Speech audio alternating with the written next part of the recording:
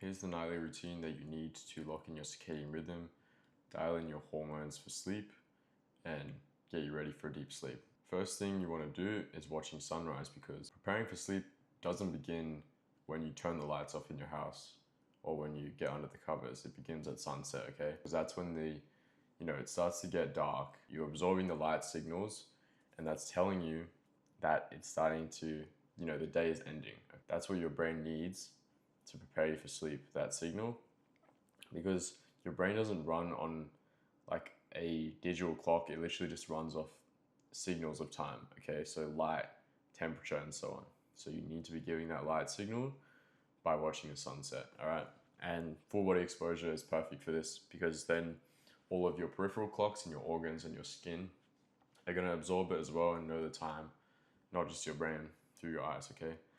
And then after sunset, your indoor lighting shouldn't look like this, okay? You shouldn't have down lights, especially not super bright, pale lights.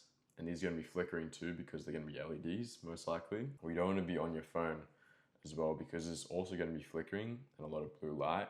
And it's going to keep you in a sympathetic state by raising cortisol, keeping cortisol and adrenaline high, okay? And having down lights literally imitates daylight, okay? It's going to give your brain the exact wrong signals that you need, the opposite signals, okay? Keeping your melatonin low and keeping you in a daytime state, okay? So we want to use warm lighting only. We want to be imitating firelight, not the daylight, okay? So warm lighting only on the desk. Like this lamp is a perfect example, okay? So it's a warm light, it's incandescent, so it's not flickering, okay? You can also use a candle, just make sure it's not soy, okay? But candlelight is also very good because it is actually firelight. So it's going to have, very minimal blue light in it, a lot of red light, and it's going to be dim, and it's not going to be above you, so it's not going to be imitating daylight, okay? Imitating the sun, all right? If you do need to be, for some reason, exposed to artificial light, like on your phone, or doing some work on the computer or something, please use some blue light blockers. Not just those ones that are clear and they manipulate the light so that it's more like it replicates the sun's color, but actually ones that block 400 to 500 newton meters of light, okay? So this is going to block out all the blue light, all right?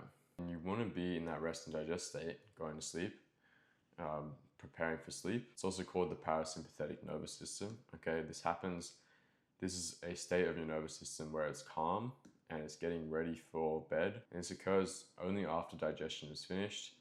And this is what makes tissue repair and growth hormone release peak, your nervous system recover, okay? So the main hormones are gonna be melatonin here, okay? Melatonin is the main hormone that's gonna be dominant in this state. So we want to avoid stress at all costs after the sun goes down, okay? This is because when cortisol goes up, melatonin drops, because they have an antagonistic relationship. We want to keep cortisol low, okay? So we're not going to be doing any kind of exercise or strenuous activity after sunset, all right? We're definitely not going to be playing video games or watching any movies, okay? Or listening to any loud music, or just doing anything stressful.